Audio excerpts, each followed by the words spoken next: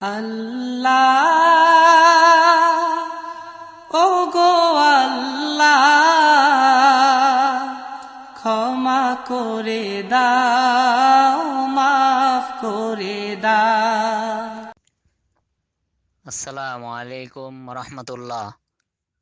সহি দিন শিখি 4 নং গ্রুপে এক ভাই প্রশ্ন করেছেন যে গরু দিয়ে কি আকিকা করা জায়েজ আছে, আর ছেলের পক্ষ থেকে কি দুটি ছাগল জবাই করতে হবে।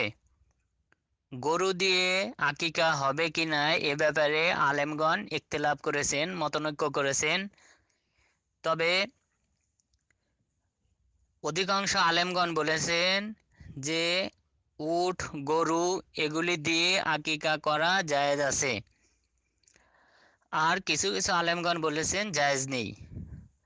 আল মাওসুআ আল ফিকহিয়া গ্রন্থের 30তম খণ্ড 279 পৃষ্ঠা, সেখানে বলা হয়েছে যে ইউজজিউ ফিল আকিকাতি আল জিনসুল্লাযী ইয়াজজিউ ফিল উযহিয়া ওয়া হুয়াল আনআম মিন ইবিলিন ওয়া বাকারিন ওয়া গানাম।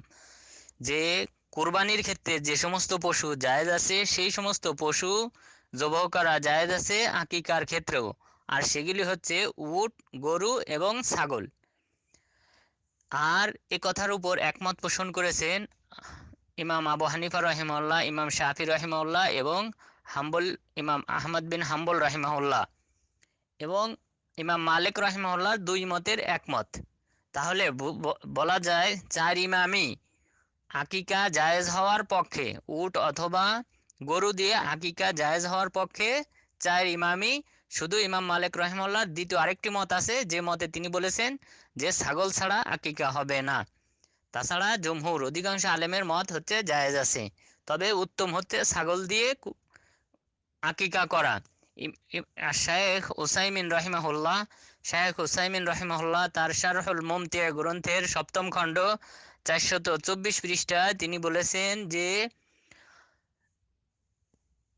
আকিকার ক্ষেত্রে ফিল আকিকাতি ফাশাতু আফজালু মিনাল বাঈরিল কামিল, যে আকিকা করার ক্ষেত্রে ছাগল দেওয়াটা হচ্ছে উত্তম উটের চেয়ে। কিন্তু আপনারা জানেন কোরবানির ক্ষেত্রে কিন্তু উত্তম হচ্ছে উট দেওয়া, তারপর গরু দেওয়া, তারপর হচ্ছে ছাগল দেওয়া। কিন্তু আকিকার ক্ষেত্রে ছাগল দেওয়াটাই হচ্ছে উত্তম, কারণ হাদিসে শুধুমাত্র ছাগলের কথাই উল্লেখ হয়েছে আকিকার ক্ষেত্রে।